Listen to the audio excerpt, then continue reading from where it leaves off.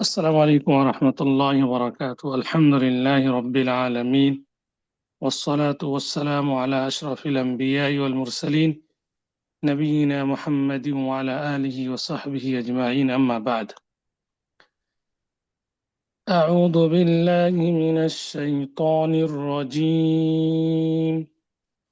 بسم الله الرحمن الرحيم. الحمد لله رب العالمين، الرحمن الرحيم، مالك يوم الدين،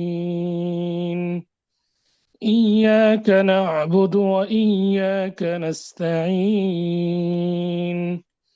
اهدنا الصراط المستقيم، صراط الذين أنعمت عليهم غير المغضوب عليهم ولا الضالين আমিন। আলহামদুলিল্লাহ, আল্লাহর প্রশংসা জ্ঞাপন করছি যে আল্লাহ সুবহানাহু ওয়া তাআলা আমাদেরকে তার ওই দিনকে বাস্তবায়নের জন্য কোরআন ও সুন্নাহর আলোকে জীবন গড়ে গ্রুপের মাধ্যমে কিছু কথা বলার, কিছু কথা শ্রবণ করার, দিনে আলোচনা করার, দিনে আলোচনা শিখানোর সুযোগ ও তৌফিক প্রদান করেছেন। এই জন্য শুকরিয়া স্বরূপ কালিমাতুশ শুকর পাঠ করি, আলহামদুলিল্লাহ। সালাতু সালাম বর্ষিত হোক সেই মহানবী, শেষ নবী, আমাদের প্রিয় রসুল মুহাম্মদ বিন আবদুল্লাহর প্রতি, যার আদর্শকে, যার মানহাজকে বাস্তবায়ন করার জন্য আমরা ছোট্ট আকারে চেষ্টা করে যাচ্ছি। তিনি হলেন মুহাম্মদ বিন আবদুল্লাহ। তার প্রতি আমরা সংক্ষেপে দরুদ এবং সালাম প্রেরণ করি। আল্লাহুম্মা সাল্লি ওয়া সাল্লিম ওয়া বারিক আলা নবিয়িনা মুহাম্মদ ওয়া আলা আলিহি ওয়া সাহবিহি আজমাইন। যেহেতু আমাদের শুরু এলাকার অত্র গ্রুপের অধীনে এলাকা শুরু, এই কারণে আমরা শুরুতে আল্লাহর দরবারে আমরা আকতে মিনত করে তাওফিক চাচ্ছি। তাওফিক আল্লাহর নিকট আমরা চাচ্ছি যে আল্লাহ যেন আমাদেরকে তাওফিক দান করেন সুন্দরভাবে দাওয়াতি কাজ করার। আল্লাহ যেন আমাদের এই ছোট্ট কল্যাণমূলক কাজকে আল্লাহ যেন কবুল করে নেন এবং আমাদেরকে তাওফিক প্রদান করেন, যাতে করে আমরা জান্নাতে যাওয়ার কাজগুলো করতে পারি, জাহান্নামে যাওয়ার কাজগুলো থেকে আমরা বিরত থাকতে পারি। আল্লাহ যেন আমাদেরকে তাওফিক দান করেন, আমিন। যারা উপস্থিত হয়েছেন হবেন, সকলের জন্য দোয়া করি আল্লাহ যেন এই গ্রুপকে কিয়ামত পর্যন্ত কবুল করেন এবং যারা সদস্য হবেন আল্লাহ যেন সকলকে জাযায়ে দান করেন, সকলের এই প্রচেষ্টাকে কবুল করে সকলকে জান্নাতুল ফিরদাউসের উত্তরাধিকারী বানিয়ে দিন, আমিন। আল্লাহ যেন আমাদের এই গ্রুপকে, আপনাদের এই গ্রুপকে কোরআন ও সুন্নাহ আলোকে জীবন করি, এই গ্রুপকে কিয়ামত পর্যন্ত দায়েম কায়েম রাখেন। এই গ্রুপকে যেন আল্লাহ সুবহানাহু ওয়া তাআলা বড় করেন, এমন বড় করেন যে বড় করলে গ্রুপের কল্যাণ হবে, দ্বীন ইসলামের কাজকে সহজভাবে প্রচার প্রসার করা যাবে, কল্যাণমূলক কাজগুলো বাস্তবায়ন করা যাবে, ততটুকু যেন আল্লাহ সুবহানাহু ওয়া তাআলা বড় করেন। আল্লাহ সুবহানাহু ওয়া তাআলা এই গ্রুপের অধীনে যেন দ্বীনি দাওয়াতি কাজ সহ আমরা যেন সমাজের কল্যাণমূলক কাজ সহজে করতে পারি। আল্লাহ যেন আমাদেরকে নিষ্ঠার সহিত করার তৌফিক দান করেন, আমিন। আল্লাহ আমাদের ত্রুটিগুলোকে ক্ষমা করে দিন। আল্লাহ আমাদের জীবনের পাপগুলোকে ক্ষমা করে দিয়ে আমাদেরকে উত্তম প্রতিদান হিসেবে জান্নাতুল ফিরদাউসের উত্তরাধিকারী বানিয়ে দিন, আমিন। আমরা দোয়া করছি শুরুতেই আল্লাহ যেন আমাদের এই গ্রুপের মাধ্যমে উপকারী জ্ঞান অর্জন করার, বিতরণ করার এবং আমল করার তৌফিক দান করেন, আমিন। আল্লাহুম্মা আল্লিমনা মা ইয়ানফাউনা ওয়ানফা'না বিমা আল্লামতানা ওয়া জিদনা ইলমান ইয়া যাল জালালি ওয়াল ইকরাম। اللهم إنا نسألك علما نافعا ورزقا طيبا وعملا متقبلا. سبحانك لا علم لنا إلا ما علمتنا إنك أنت العليم الحكيم. আজকে 30 মার্চ 2026 সনের সোমবার, মানডে, যেই দিনে যেবারে আল্লাহর দরবারে আমলগুলো পেশ করা হয়, সাপ্তাহিক সোমবার এবং বৃহস্পতিবারে আমলগুলো আল্লাহ দরবারে পেশ করা হয়। এই দিনেই আমরা হালাকা শুরু করেছি। আল্লাহ যেন আমাদের এই আমলগুলোকে যেন কবুল করে নেন। আল্লাহ যেন আমাদের এই আমলগুলোতে বারাকা দান করেন। আল্লাহ আমাদের রিজিকে, আমাদের জ্ঞানে, আমাদের আমলে, আমাদের জীবনে, আমাদের বয়সে সবকিছুতে আল্লাহ যেন বারাকা দান করেন। আমিন। আমাদের সন্তান সন্ততি যারা রয়েছে আল্লাহ যেন তাদেরকে দ্বীনি শিক্ষায় শিক্ষিত আমরা করতে পারি, আল্লাহ যেন আমাদেরকে সেই ধরনের তৌফিক দান করেন। যাদের সন্তান একটু লাইনচ্যুত, আল্লাহ যেন তাদেরকে সঠিক পথে সিরাতুল মুস্তাকিমে তারা যেন ফিরে আসতে পারে, অটল থাকতে পারে। আল্লাহ আমাদেরকে সেইভাবে তাদেরকে পরিচালনা করার তৌফিক দান করুন। আমিন। আল্লাহুম্মা اللهم إنا نسألك علما نافعا ورزقا طيبا وعملا متقبلا. اللهم إنا نعوذ بك من علم لا ينفع ومن قلب لا يخشع ومن نفس لا تشبع ومن دعوة لا يستجاب لها. اللهم آت نفوسنا تقواها وزكها أنت خير من زكاها أنت وليها ومولاها. اللهم إنا نعوذ بك من علم لا ينفع ومن قلب لا يخشع ومن نفس لا تشبع ومن دعوة لا يستجاب لها. আমাদের মাঝে অনেক অসুস্থ রয়েছে, আমরা আল্লাহ যেন আমাদেরকে শিফায়ে কামিল আজল দান করেন। আমরা অনেকেই দুশ্চিন্তায় ভুগছি, আল্লাহ যেন আমাদেরকে দুশ্চিন্তা থেকে মুক্ত করেন। আল্লাহুম্মা ফাররিজ হাম্মাল মাহমুমিন মিনাল মুসলিমিন ওয়া নাফিস কারবাল মাকরুবিন ওয়াকদি আদ-দাইন আলিল মাদিনিন ওয়াশফি মারদানা ওয়া মারদাল মুসলিমিন। আমিন।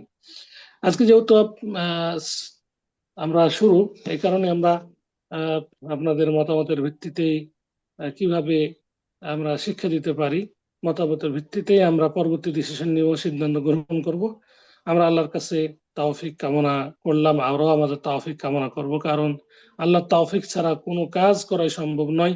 তো আল্লাহ তৌফিক কামনা করছি যেন আল্লাহ আমাদেরকে, আমাদের মাধ্যমে যেন আমরা বিশ্বব্যাপী দাওয়াতি কাজ করতে পারি। কোরআন এবং হাদিসের, সহিহ হাদিসের জ্ঞানকে আমরা যেন প্রচার প্রসার করার পাশাপাশি আমরা যেন আমল করতে পারি।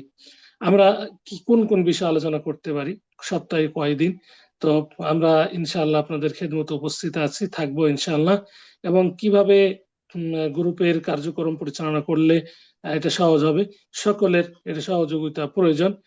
আর আসলে শুরুর দিকেও অনেক কষ্ট হবে, কষ্ট হয় একটি কাজ করলে, কল্যাণমূলক কাজ করলে এটি কষ্ট হবে, এটা স্বাভাবিক। আর এর সব অনেক, আর অপরিসীম সব। দুটি হাদিস আপনাদের সামনে তুলে ধরবো। আল্লাহ রাসূল সাল্লাল্লাহু আলাইহি সাল্লাম বলেছেন, যে ব্যক্তি সৎ কাজের পথ প্রদর্শন করে, তিনি সৎ পথে পরিচালিত হয়ে যে আমল করবেন তার মতোই সওয়াব পাবেন। আরেকটি হাদিস আল্লাহ রাসূল সাল্লাল্লাহু আলাইহি সাল্লাম থেকে এভাবে বর্ণিত হয়েছে, আলী রাদিয়াল্লাহু তাআলা আনহুকে তিনি বলেছিলেন যে, ফাওয়াল্লাহি লা আন ইয়াহদিয়াল্লাহু বিকা রাজুলান ওয়াহিদান খায়রুল লাকা মিন হুমরিন নাম। হে আলী, তোমার মাধ্যমে যদি একজনও হিদায়াত পাই, তাহলে তোমার সওয়াব, তোমার প্রতিদান হলো লাল উটের থেকে উত্তম। সুবহানাল্লাহ। আগেকার যুগে লাল উটের দাম ছিল অতুলনীয়, অনেক মূল্যবান একটি জন্তু ছিল। তো আল্লাহ নবী সাল্লাল্লাহু আলাইহি সাল্লাম আলী রাদিয়াল্লাহু তাআলা আনহুকে সম্বোধন করে তাই বলেছেন যে, একজন যদি তোমার মাধ্যমে হেদায়েত পায়, তাহলে লাল উটের থেকেও তোমার প্রতিদান বেশি হবে, তুমি এর থেকে বেশি পরিমাণে তুমি সওয়াব পাবে, প্রতিদান পাবে। সুবহানাল্লাহ।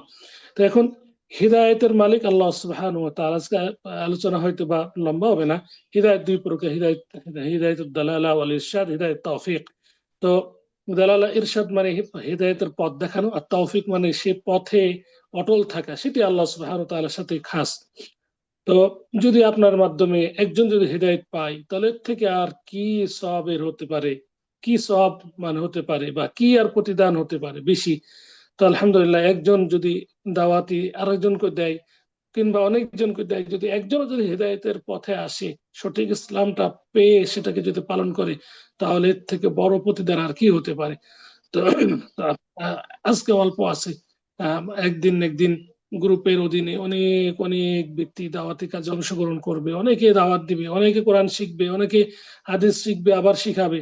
তো আল্লাহ সুবহানাহু ওয়া তাআলার দরবারে আমরা আবারও ফরিয়াদ করছি, আল্লাহ যেন আমাদের এই ছোট্ট একটি কল্যাণমূলক কাজকে আল্লাহ যেন কবুল করে নেন, এর মাধ্যমে যেন অপরিসীম এবং অনেক অনেক কল্যাণমূলক কাজ করতে পারি। যে কাজগুলো আল্লাহ কবুল করবেন সেগুলো যেন আমরা করতে পারি, আল্লাহ আমাদেরকে তৌফিক দান করেন। আমিন। প্রিয় উপস্থিতি, এই কারণে হাদিসকে বাস্তবায়ন করার জন্য বিশেষভাবে স্মরণ করিয়ে দিলাম যে আপনারা দাওয়াত দিবেন, একে অপরকে দাওয়াত দিবেন, নিজেদের ফ্যামিলি থেকে শুরু করবেন, এরপরে আস্তে আস্তে তারা তাদের বন্ধু বান্ধবদেরকে দাওয়াতে কাজে আগ্রহ, দাওয়াতি কাজের জন্য আহ্বান করবেন, তারাও একদিন সাড়া দিবে, তারাও দাওয়াতি কাজ করবে। যিনি মেন দাওয়াতি কাজের জন্য আহ্বান করেছেন তিনি সকলের সমপরিমাণ সওয়াব পাবেন। ধরুন একজন ব্যক্তি একজনকে ইসলামের দাওয়াত দিলেন, উনি ইসলাম গ্রহণ করলেন বা ইসলাম যিনি গ্রহণ করে আছেন তিনি সঠিক ইসলাম গ্রহণ করে সঠিকভাবে পালন করলেন, তিনি যতদিন আমল করেন ততদিন যিনি দাওয়াত দিয়েছেন তিনি সওয়াব পাবেন। এরপরে আবার তিনি যদি কাউকে দাওয়াত দেন, উনি আবার যদি কাউকে দাওয়াত দেন, এইভাবে কিয়ামত পর্যন্ত দাওয়াত দিতেই থাকবে আর সব প্রথম ব্যক্তি পেতেই থাকবে। আল্লাহ রাসূল সাল্লাল্লাহু আলাইহি সাল্লাম বলেছেন যে ইদা মাতা ইবনু আদম ইনকাতা আনহু আমালুহু ইল্লা মিন সালাসিন, যখন আদম সন্তান মৃত্যুবরণ করে তখন তার আমল সব বন্ধ হয়ে যায় তিনটা আমল ছাড়া। আল্লাহ রাসূল সাল্লাল্লাহু আলাইহি সাল্লাম সেই তিনটা আমলের কথা আমাদেরকে জানিয়ে দিয়েছেন, ইল্লা মিন সাদাকাতিন জারিয়াতিন, সাদাকা জারিয়া, আও ইলমিন ইনতাফাউ বিহি, অথবা অথবা উপকারী জ্ঞান, দ্বিতীয় নম্বর উপকারী জ্ঞান, তৃতীয় নম্বর আও ওয়ালাদিন সালিহিন ইয়াদউ লাহু, এই নেক সন্তান যে তার জন্য তার পিতামাতার জন্য দোয়া করে। তাহলে আমাদের মৃত্যুর পরে তিনটি আমল যদি আমরা আমাদের জীবদ্দশা আমরা করে যাই, তাহলে তিনটি আমল আমাদের এটা মৃত্যুর পরে আমরা পেতেই থাকবো, তিনটি আমলের প্রতিদান আমরা পেতেই থাকবো। সুবহানাল্লাহ, ছোট্ট তিনটি আমল। একটি সদকা জারিয়া, এটা আপনারা সকলে জানেন। সদকা জারিয়া কাকে বলে? সদকা জারিয়া চলমান সদকা, সেভিংস অ্যাকাউন্ট, কারেন্ট অ্যাকাউন্ট, আপনারা সকলে জানেন সেভিংস অ্যাকাউন্ট কাকে বলে, কারেন্ট অ্যাকাউন্ট কাকে বলে। ওইরকম সদকা জারিয়া, এটা কারেন্ট অ্যাকাউন্টের মতো চলমান, এটা বন্ধ হবার নয়, চলতেই থাকবে, এর প্রতিদান পেতেই থাকবেন। সদকা জারিয়া হলো যে কাজগুলো চলমান থাকে, যেমন মসজিদ মাদ্রাসা নির্মাণ করা, কোনো এতিম মিসকিন অসহায় শিক্ষার্থীকে বা পড়ালেখার ব্যবস্থা করে দেওয়া, কিংবা এতিম মিসকিন এদের ঘর বাড়ি নির্মাণ করে দেওয়া, বৃক্ষ রোপণ করা, মুসহাফ বা কোরআন মাজিদ ডোনেট করা, এ ধরনের কল্যাণমূলক কাজ, কোনো সরাইখানা প্রতিষ্ঠান করা, কোনো রাস্তা ঘাট নির্মাণ করা, এগুলো হচ্ছে সদকা জারিয়া।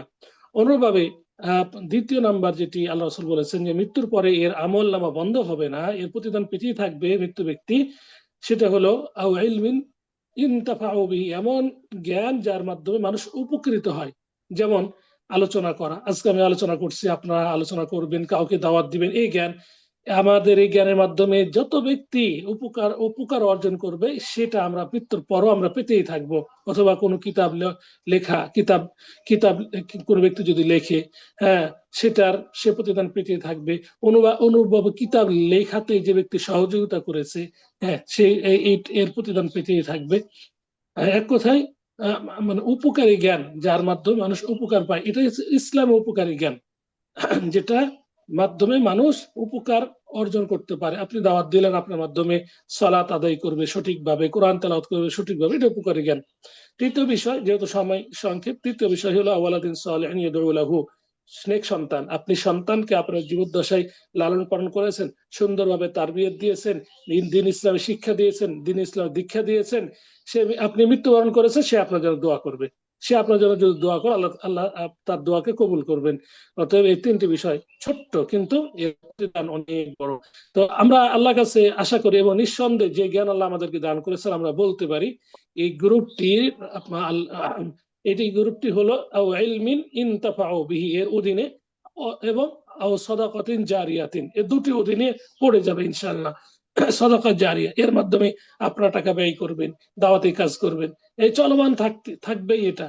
অনুভাবে এই উপকারী জ্ঞান কেউ শিখবেন, কেউ শিখাবেন, শিখে আবার শিখাবেন, এটা উপকারী জ্ঞান, এটা কিয়ামত পর্যন্ত এটা চলমান থাকবে। আবার তৃতীয়টা হওয়া সম্ভব কেন?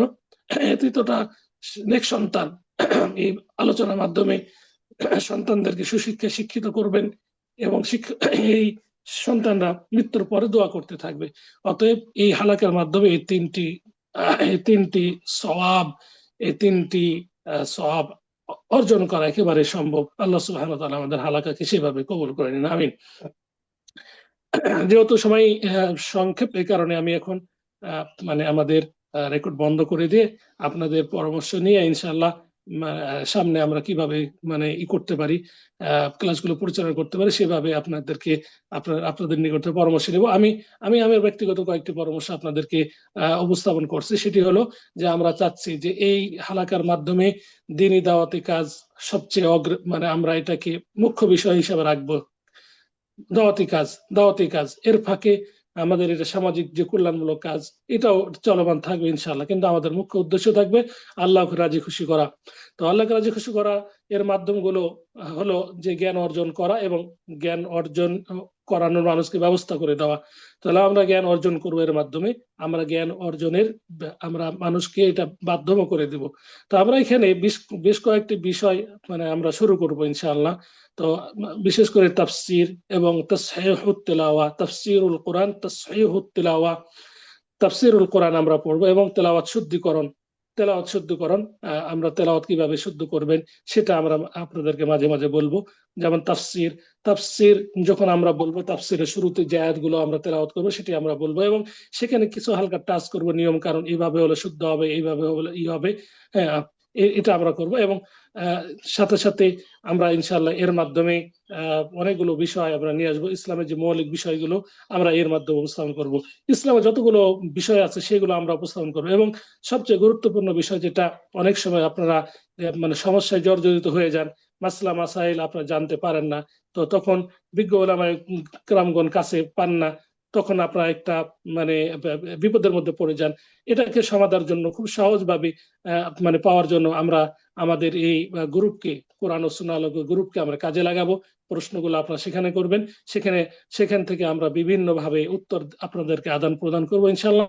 এবং আমাদের এই হালাকা আস্তে আস্তে বড় হবে, অন্যান্য শায়েখ মাশায়েখগণ আলোচনা করবেন। আল্লাহ কাছে আশা করি একদিন না একদিন ইনশাআল্লাহ বহির্বিশ্ব থেকে, বিশেষ করে আরব কান্ট্রি থেকে শায়েখ মাশায়েখগণ আলোচনা করবেন ইনশাআল্লাহ। আপনাদের খেদমতে আলোচনা তারা করবেন। আর আমার পক্ষে যতটুকু সম্ভব আমি ইনশাআল্লাহ আপনাদেরকে কোরআন তেলাওয়াত শুদ্ধকরণ শিক্ষা দিব। এরপরে তাওহীদ, এরপরে তাফসীর, এগুলো আপনাদেরকে ইনশাআল্লাহ আমরা শিক্ষা দিব। বিশেষ আকর্ষণ হিসেবে আমরা এটা বলতে পারি, যেখানে আমরা সেমিনার করব, ফ্রি সেমিনার। কখনো আমরা এই সেমিনারটাকে আমরা আমাদের ঘরোয়া পরিবেশে করব, কখনো এটা ব্যাপকভাবে আমরা এটা সকলের জন্য উন্মুক্ত করব। তো সেমিনার কিভাবে, সেমিনার যাকে বলা হয় আপনারা অনেকেই হয়তোবা জানেন বা অনেকেই হয়তোবা জানলে ভুলে গেছেন। সেমিনার, এখানে 2-3 জন আলেম থাকবেন, 2-3 জন আলেম একটা টপিকের উপর আলোচনা হবে, 2-3 জন শায়েখ থাকবেন, আপনারা এটা প্রশ্ন করবেন, 2-3 জন শায়েখ এই বিষয়ে কথা বলবেন এবং এই বিষয়টাকে একেবারে সর্বশেষ, একেবারে গ্রহণযোগ্য যে মতামত সেটা পর্যন্ত তারা দলিল আদিল্লাতে পেশ করে সেটাকে আপনাদেরকে বুঝিয়ে দিবেন। এটা অনেক গুরুত্বপূর্ণ বিষয়। এটা অধিকাংশ হালাকায় এটা নেই, কারণ আমরা মদিনা ইসলামিক ইউনিভার্সিটিতে আমরা পড়ালেখা করেছি। সেখানে আমরা সেমিনার কাকে বলা হয়, কিভাবে সেমিনারকে একটা সাজানো গোছানো করা যায় সেটা আমরা শিখেছি। ইনশাল্লাহ এখানে হবে। একসাথে 3 জন আলেম থাকবেন, সারা বিশ্ব থেকে থাকতে পারে, মদিনা থেকে থাকতে পারে, অন্যান্য কান্ট্রি থাকতে পারে। তারা আলোচনা করবেন, আপনারা প্রশ্ন করবেন, এই প্রশ্নটির মতানৈক্য যে বিষয়গুলো আছে সেগুলো সুন্দরভাবে উপস্থাপন করে সেগুলো সাজানো গোছানো উত্তর আপনাদেরকে দিবেন, আপনারা স্যাটিসফাই বা সন্তুষ্ট হবেন ইনশাআল্লাহ।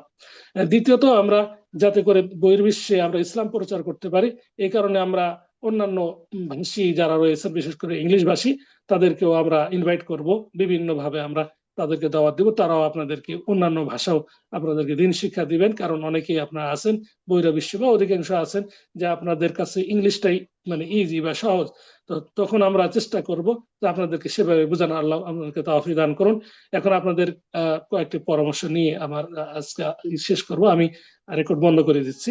আপনাদের কথাগুলো ইনশাআল্লাহ আমানত থাকবে। আল্লাহু আলাম। জাযাকুমুল্লাহু খাইরান ওয়া বারাকাল্লাহু ফীকুম।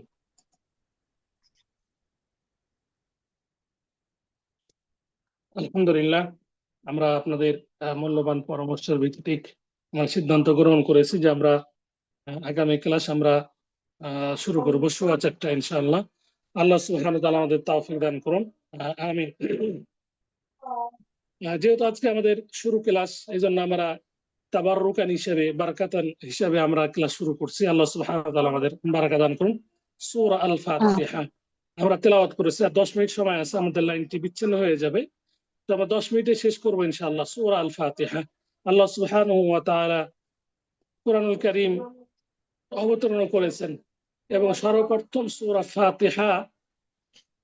সূরা ফাতিহাকে আল্লাহ সুবহানাহু ওয়া তাআলা কোরআনের শুরু হিসেবে তিনি এটাকে নাজিল করেছেন। তো কোরআনুল কারীম 30 পারা, 30 জুজ। এর প্রথম জুজ আলিফ লাম মিম বলা হয়ে থাকে, কিন্তু এর শুরু হচ্ছে, কোরআনের শুরু হচ্ছে সূরা আল ফাতিহা দিয়া। এই সূরার নামকরণ সূরাতুল ফাতিহা। সূরাতুল ফাতিহা, ফাতিহা মানে আমরা জানি ওপেন বা শুরু, এটা আমরা সকলেই জানি। তো যে কোনো তাফসির শুরু করার পূর্বে বা আমাদের কিছু বিষয় জানা প্রয়োজন, সেগুলো আজকে মূলত আলোচনা করব। তাফসির, তাফসির হলো ব্যাখ্যা। আমরা যেটা জানি তাফসির হলো ব্যাখ্যা। তো এই মূল বিষয়ের ব্যাখ্যা তাফসির। তো এই তাফসিরকে যখন আমরা আমরা সঠিকভাবে প্রয়োগ করব, তখন আমাদের কিছু বিষয় সামনে নিয়ে আসতে হবে। তাফসির মন গড়া করলে হবে না। অনেকে তাফসির, তরজমা, ট্রান্সলেট নিজের ভাষায় করেন, নিজের মন মতো করেন, এটা ঠিক নয়। কোরআন নাজিল হয়েছে আল্লাহ রাসূল সাল্লাল্লাহু আলাইহি সাল্লামের উপরে। আল্লাহ রাসূল সাল্লাল্লাহু আলাইহি ওয়াসাল্লাম থেকে সাহাবায়ে কেরামগণ যেভাবে কোরআন শিখেছেন, যেভাবে তাফসির শিখেছেন, যেভাবে আমল করেছেন, সেভাবে করতে হবে। নতুন ভাবে আমল করার, তাফসির করার, অনুবাদ করার কোনো অবকাশ নেই। তো এই কারণেই আমরা মানে আপনাদেরকে উদার আহ্বান জানাবো, তাফসির তাফসির শিখতে হলে, তাফসির করতে হলে, অনুবাদ শিখতে হলে, করতে হলে আমাদেরকে লক্ষ্য রাখতে হবে যে সাহাবায়ে কেরামগণের যে মানহাজ অনুযায়ী, পদ্ধতি অনুযায়ী তাফসির করতে হবে, অনুবাদ করতে হবে। অনেকে আমরা অনুবাদ করি যে নিজেদের মন গড়া অনুযায়ী। অনেকে আবার বলে ফেলি যে আগের অনুবাদ এটা বাতিল। হ্যাঁ, বর্তমান যে সমাজ সেভাবে অনুবাদ করতে হবে। নাউজুবিল্লাহ মিন যালিক, ঈমান চলে যাবে এই কথা বললে। কারণ কোরআন হচ্ছে মানে আল্লাহর কালাম। আল্লাহর কালামের কোনো রদ বদল নেই। আর আল্লাহর কালামের ব্যাখ্যা আল্লাহ নবী সাল্লাল্লাহু আলাইহি সাল্লাম তিনি করেছেন, সাহাবায়ে কেরাম করে জানিয়েছেন। এই জন্য আমরা ডাইরেক্ট বলবো সাহাবায়ে কেরামগণ, তারপরে যে যুগটি ছিল তাবেঈগণ, এরপরে যে যুগ তাবেঈগণ, এদেরকে বলা হয়ে থাকে সালাফুস সালেহ। সালাফুস সালেহিন গণের মানহাজ অনুযায়ী, তাদের পদ্ধতি অনুযায়ী তাফসির করতে হবে। তাফসির কারকগণের মধ্যে সবচেয়ে প্রধান ছিলেন আব্দুল্লাহ বিন আব্বাস রাদিয়াল্লাহু তাআলা আনহু। এরপরে আব্দুল্লাহ বিন মাসউদ, আরো সাহাবায়ে কেরামগণ, আবু বকর, উমর, উসমান, আলী রাদিয়াল্লাহু আনহুম, তারা তাফসির করেছেন। সেই তাফসির গুলো বিভিন্ন তাফসির গ্রন্থে উল্লেখিত হয়েছে। সেভাবে আমরা আপনাদেরকে শিক্ষা দেব, সেভাবে শিখতে হবে। নচেত কিন্তু আমরা কোরআনের যে আসল বা আসল যে যে আসল বিধান, সেটা আমরা বুঝতে পারবো না। আল্লাহ সুবহানাহু ওয়া তাআলা আমাদেরকে তৌফিক দান করুন। সম্মানিত উপস্থিতি, কোরআনুল কারীমের তাফসির বা অনুবাদ করতে হলে সর্বপ্রথম আমাদেরকে কোরআনের মাধ্যমে করতে হবে। কোরআনের একটি আয়াত আরেকটি আয়াতের ব্যাখ্যা। কোরআন একটি একটি সংক্ষিপ্ত বিধানের ব্যাখ্যা হলো আরেকটি বিস্তারিত আয়াত। এক জায়গায় যদি আল্লাহ সুবহানাহু ওয়া তাআলা যেখানে উল্লেখ করেছেন সংক্ষেপে, আর এক স্থানে এর ব্যাখ্যা করেছেন বিস্তারিত ভাবে। আগে আমরা চেষ্টা করব কোরআনকে কোরআন দিয়েই আমরা অনুবাদ করা, তাফসির করা। সেটা যদি আমরা না পাই, তাহলে আমরা হাদিস দিয়ে, কারণ হাদিস হলো কোরআনের ব্যাখ্যা। আল্লাহ রাসূল সাল্লাল্লাহু আলাইহি ওয়াসাল্লাম বলেছেন, আলা ইন্নী উতীতুল কুরআন ওয়া মিথলাহু মাআহু, জেনে রাখো আমাকে কোরআন দেওয়া হয়েছে এবং তার মতো আরেকটি বিষয় দেওয়া হয়েছে, সেটি কি হাদিস। আর আল্লাহ নবী সাল্লাল্লাহু আলাইহি সাল্লাম নিজের থেকে কোনো কথা বলেননি, কোনো কাজ করেননি, যা ওহী করা হয়েছে তাই তিনি সেটাকে বাস্তবায়ন করেছেন। আল্লাহ সুবহানাহু ওয়া তাআলা সূরা নাজমে বলেছেন, ওয়া মা ইয়ানতিকু আনিল হাওয়া ইন হুয়া ইল্লা ওয়াহয়ুন ইউহা, তিনি কোনো কথা বলেননি ওহী ছাড়া। অতএব আল্লাহ নবী যা বলেছেন সেটাই ওহী। আর যদি আমরা কোরআন দিয়ে কোরআনের ব্যাখ্যা যদি আমরা না পেয়ে থাকি, তা আমরা স্বর্ণপন্ন হব হাদিসের।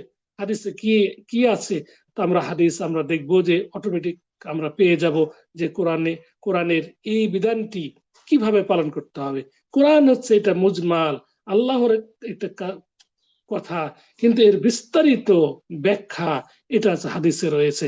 ধরুন, সালাত আদায় করতে আল্লাহ সুবহানাহু ওয়া তাআলা আমাদেরকে আদেশ প্রদান করেছেন, আকিমুস সালাতা ওয়া আতুজ যাকাত ওয়া আকিমুস সালাতা ওয়া আতুজ যাকাত ওয়ারকাউ মা'আর রাকিঈন।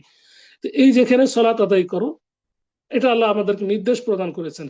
অনুভব বলেছেন ইয়া আইয়ুহাল্লাযীনা আমানু ইযা কুমতুম ইলাস সালাতি ফাগসিলু ওজুহাকুম, যখন তোমরা দান্যবান হবে নামাজের সময় তখন তোমরা তোমাদের মুখমণ্ডল ধৌত করো। এই যে এখানে আল্লাহ সুবহানাহু ওয়া তাআলা উজুর বিধান বলেছেন, অন্যদিকে সালাতের পড়ার বিধান বলেছেন।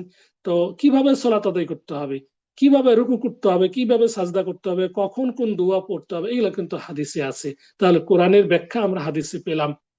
কোরআন হাদিস এই দুটো ওহী, আল্লাহ পক্ষ থেকে দুটি ওহী। পার্থক্য কি?